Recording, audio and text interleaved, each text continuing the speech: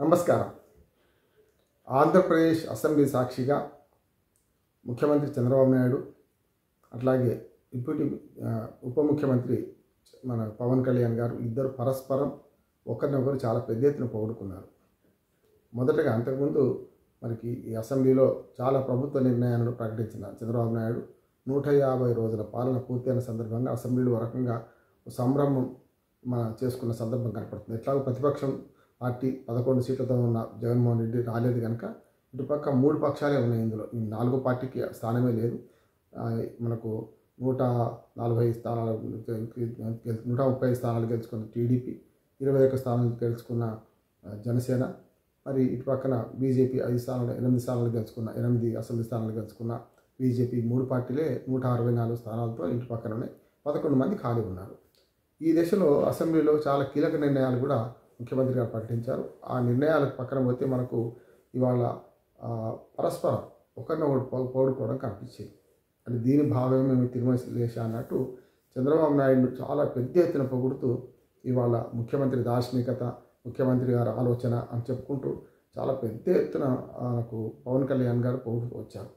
అన్ని సంఘటనలు, చాలా పాత సంఘటనలను గుర్తు చేసుకుంటూ చంద్రబాబు నాయుడు చాణక్యం ఎట్లా ఉంటుంది, దాని ద్వారా అభివృద్ధి ఎట్లా చెందుతుంది మన రాష్ట్రం అని చెప్పి పవన్ కళ్యాణ్ ప్రతి మాటకు ముందు వెనక చంద్రబాబు నాయుడు గారి గురించి మాట్లాడుతూ అనేక విధాలుగా పొగిడారు కూడా. దానిలో భాగంగా మొన్నటి నష్ట నివారణ చర్యలు కూడా తీసుకున్నారు. ఉదాహరణకు అంతకుముందు హోమ్ మినిస్టర్ ఏం చేస్తున్నారు, నేనే హోమ్ మినిస్టర్ అయితే ఇట్లా చేయను, తీసుకుంటాను అవసరమైతే హోమ్ మినిస్టర్గా అని బాగా గంభీరంగా మాట్లాడి ఒక రకంగా దళిత మహిళా హోమ్ మినిస్టర్ను అవమానపరిచారని పేరు తెచ్చుకొని చాలా విమర్శలకు పాలైన పవన్ కళ్యాణ్ ఇక్కడ బాగా సమయం పాటిస్తూ హోమ్ మినిస్టర్ గారు బాగా చేస్తున్నారని చెప్పి, ముఖ్యంగా మిస్సింగ్ మహిళల విషయంలో బాగా పెద్ద ఎత్తున చర్యలు తీసుకుంటున్నారని, ఇట్లా సోషల్ మీడియా దుస్సాహసాలను ఎండగడుతూ దాని మీద కూడా చాలామంది కేసులు పెడుతున్నారని, చాలా అద్భుతంగా తానేటి వనిత గారు బాగా పనిచేస్తున్నారని చెప్పి పెద్ద ఎత్తున ఇవాళ ఆయన అదే మాట ఇవాళ చెప్తున్నారు. అంటే పోయినసారి ఒక దళిత మహిళ హోమ్ మినిస్టర్గా ఉంటే ఆమెను అవమానించారు, ఆయన పనిచేస్తే లేదని కూటమిలో ప్రభుత్వంలో ఉండుకుంటూ విమర్శలు తప్పించుకోవడానికి ఇవాళ ఇటుపక్క హోమ్ మినిస్టర్ను, అటుపక్క చంద్రబాబు నాయుడు గారిని పెద్ద ఎత్తున పొగిడారు. దీనికి ప్రధాన కారణం ఏమనుకుంటున్నానంటే ఇప్పటికే పవన్ కళ్యాణ్కు చంద్రబాబు నాయుడు పడతలేదని, అంతకుముందు హోమ్ మినిస్టర్ విషయంలో మాట్లాడిన మాటలు కేవలం హోమ్ మినిస్టర్ విషయంలో కాదు, చంద్రబాబు నాయుడు ప్రభుత్వం విఫలమవుతుంది అనే మాట చెప్పడానికే దీన్ని వాడుకున్నారని చెప్పి ఒక విమర్శ మనకు పవన్ కళ్యాణ్ మీద ఉన్నది. కనుక ఆ విమర్శను దూరం చేయడానికి ఇవాళ ఇటు నరుకొచ్చారని నేను అనుకుంటున్నాను. అది మంచిదే. అంటే మా మధ్య సఖ్యత ఉన్నది, ముఖ్యమంత్రికి నాకు భేదాభిప్రాయం ఏమీ లేదు అని చెప్పడం కోసమే ఇవాళ పవన్ కళ్యాణ్ చాలా పెద్ద ఎత్తున ప్రయత్నం చేసినట్టు అనిపిస్తుంది.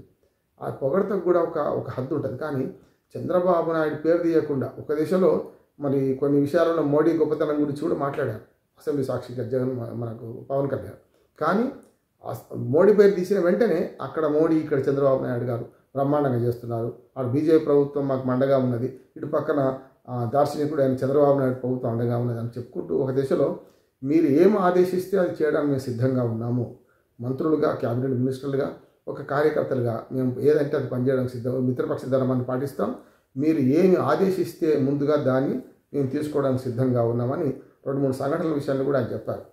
మీరు ఫలానా ఆదేశించారు, ఫలానా పనులు మీరు చేయమన్నారు, తప్పనిసరి ప్రజల్లో ఉంటాం, ఆ పనులు చేస్తాం అని చెప్పుకుంటూ కొన్ని అభివృద్ధి పథకాల విషయంలో తాము ముందుంటామని, కొన్ని చంద్రబాబు నాయుడు ఆదేశించిన విధంగా ముందుంటామని ప్రకటించారు.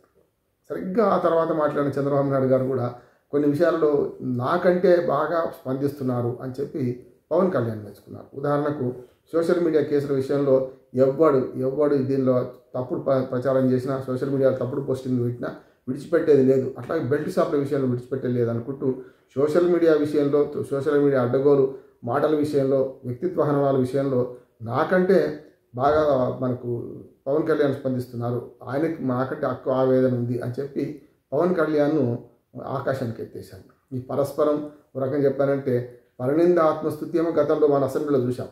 ప్రతిపక్షంలో ఉన్నవాడు అధికార పక్షాన్ని తిట్టడం, అధికార పక్షంలో ఉన్నవాడు ప్రతిపక్షాన్ని తిట్టడం చూసాం. కానీ గమ్మత్ ఏంటంటే పరస్పరం పొగడ్తలు, అంటే ఒకరి మీద ఒకరు, ముఖ్యమంత్రి, ఉప ముఖ్యమంత్రి, అట్లాగే ఇవన్నీ చూస్తే కొత్త సీన్ క్రియేట్ అయిందని నేను అనుకుంటున్నాను. కానీ మొదటి నుంచి అంటున్నట్టే కొంతవరకు అభివృద్ధి దిశలో మనకు ఆంధ్రప్రదేశ్ రాష్ట్రం కదులుతుంది అనడానికి ఒక మంచి ఉదాహరణ ఇవాళ అసెంబ్లీ సమావేశంలో 150 రోజుల విజయోత్సవ సందర్భంగా కొన్ని నిర్ణయాలు కూడా మంచివి తీసుకున్నారు నేను అనుకుంటున్నాను. ఒకటి, పోలవరం 2027 నాటికి పూర్తి చేస్తామని. ఇప్పటికీ అసలు యాక్చువల్గా 4 ఏళ్ళు వెనుకపోయినట్టు లెక్క. 2021-22లో పూర్తి చేస్తామన్న పోలవరం 2024 చివరికి వచ్చిన తర్వాత కూడా ఇంకా 2027 దాకా పోతున్నామంటే ఒక రకంగా వెనుకపోయినట్టే. కానీ ఏదో ఒక లక్ష్యం ప్రకటించారు 2025 నాటికి పూర్తి స్థాయిలో, డిసెంబర్ నాటికి, అంటే ఇంకా సరిగ్గా 3 ఏళ్ల తర్వాత పూర్తవుతాయి అని ఒకటి. అట్లాగే నేను మొదటి నుంచి అంటున్న విధంగానే 3 రాజధానుల విషయం పక్కన పెట్టి ఒకటే రాజధానిగా ప్రకటించడంతో పాటు గుంటూరు, మనకు ఇటు కర్నూలులో హైకోర్టు బెంచ్ ఏర్పాటు చేస్తే మంచిదని నేను అన్నాడు. అప్పుడు కొందరు తెలుగుదేశం నాయకులు 3 రాజధానులు వద్దన్న వాళ్ళు కూడా నన్ను వ్యతిరేకించారు. అది ఎట్లా చెప్తారు మీరు అన్నారు. తప్పదయ్యా, హైకోర్టు బెంచ్లు ఎన్నైనా పెట్టుకోవచ్చు, కానీ రాజధాని ఒకటే ఉంటుంది, మెయిన్ హైకోర్టు ఒక దగ్గర ఉంటుందని నేను మొత్తుకున్నాను కూడా అప్పట్లో. కొందరు మనకు తెలుగుదేశం నాయకులు, లేకుంటే మనకు అమరావతి భూసేకరణ, అమరావతి కమిటీ ఏదైతుందో వాళ్ళు కూడా అన్నారు, మీరు ఎట్లా చెప్తారని. ఖచ్చితంగా చెప్తాను, మీ గవర్నమెంట్ వచ్చినాక ఇదే చేస్తారన్నారు. 2-3 విషయాలు నేను అంటూనే నిజమవుతున్నాయి. అంటే నేను జ్యోతిష్కుడిని కాదు, కానీ ఎందుకు నిజమవుతున్నాయి అంటే ఒక అంచనా, వచ్చే ప్రభుత్వం ఏం చేస్తుందని అంచనా కడితే స్పష్టంగా మనకు అర్థమైంది. బెంచీలు, హైకోర్టు బెంచీలు ఎన్నైనా పెట్టుకోవచ్చు. నా ఉద్దేశం కర్నూలుతో పరిమితం కావద్దు.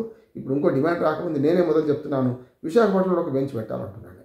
అప్పుడు ఏమవుతుందంటే సమతులు లేదు మూడింటికి. కర్నూలులో ఒక బెంచి, గట్టిగా మాట్లాడితే తిరుపతిలో ఒక బెంచి, కర్నూలులో ఒక బెంచి, విశాఖపట్నంలో ఒక బెంచి పెట్టాలి.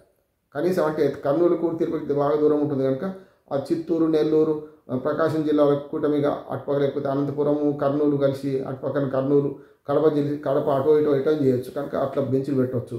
దాంతోపాటు నా విజ్ఞప్తి ఏంటంటే, ఇప్పుడు ఈ హైకోర్టు బెంచ్లు ఎట్లా పెడతారో పోలవరం పూర్తి చేయడానికి కూడా గడువు చాలా దూరంగా ఉందని అనుకుంటున్నాను. అంటే తప్పలేదు అంటున్నారు. అట్లాగే కొత్తగా టెండర్లు పిలిచి అమరావతి రాజధాని నిర్మాణం పూర్తి చేయాలి, శాశ్వత నిర్మాణాలు పూర్తి చేయాలి. గతంలో చంద్రబాబు నాయుడు గారు పొద్దుద్ది పొలం ఉంది, నేను ఒక 10 ఏళ్ళు అధికారంలో ఉంటాను 5 ఏళ్ళకి దిగిపోయారు. ఏమైనా జరగవచ్చు, మనిషి వాళ్ళు ఉన్నాడు, రేపటికి చచ్చిపోవచ్చు. అంటే నేను వాళ్ళు చనిపోవని అనట్లేదు. మనుషులకు ప్రభుత్వం 5 ఏళ్ల కాలపరిమితి కనుక 5 ఏళ్ల కాలపరిమితి లోపు చేయాల్సిన పనులు చేయాల్సిందే అని నేను అంటున్నాను. ఇప్పుడు చేయాల్సిన పని ఏంటంటే, గతంలోలాగా అశ్రద్ధ చేయకుండా అమరావతి శాశ్వత నిర్మాణాలు పూర్తి చేయాలి. ల్యాండ్ పూలింగ్లో ఎవరికైతే రైతులకు కేటాయించాల్సిన భూములు ఇచ్చేయాలి, రోడ్లు వేయాలి. అమరావతి నిర్మాణం చాలా ఎంత వేగవంతమైతే ఆంధ్రప్రదేశ్ అభివృద్ధి అంత జరుగుతుంది. అట్లా అధికార వికేంద్రీకరణలో కూడా విశాఖపట్నాన్ని ఆర్థిక రాజధానిగా చేస్తామన్నారు. విశాఖపట్నం అభివృద్ధిని పట్టించుకోవాలి. ఇప్పుడు ఎట్లాగూ మనకు రిషికొండ మీద ఉన్న బిల్డింగ్ చాలా అద్భుతంగా ఉన్నది, దాన్ని ఒక మంచి సూపర్ స్టార్ హోటల్గా ఇచ్చేయచ్చు. ఇప్పుడు దానికి ఆఫీసులకు పనికిరాదు అది. ఇట్లా విశాఖపట్నాన్ని కూడా వాణిజ్య కేంద్రంగా తీర్చిదిద్దడంతో పాటు తిరుపతిని ఆధ్యాత్మిక రాజధానిగా, మొత్తం ఆంధ్రప్రదేశ్లో అన్ని జిల్లాలు అభివృద్ధి చెందే విధంగా, వలసలు పోకుండా, ముఖ్యంగా అనంతపురం జిల్లా వాళ్ళు వరకు రైతులైతే వర్షాలు లేక ఈసారి బెంగళూరుకు, హైదరాబాద్కు, చెన్నైకి పోతున్నారు. ఇవన్నీ కాకుండా ఆంధ్రప్రదేశ్ సమగ్ర అభివృద్ధి పట్ల చంద్రబాబు నాయుడు అంకిత కృషితో పనిచేయాలి. దానికి ఉప ముఖ్యమంత్రి కూడా సహకరించాలని నేను కోరుతున్నాను. నమస్కారం.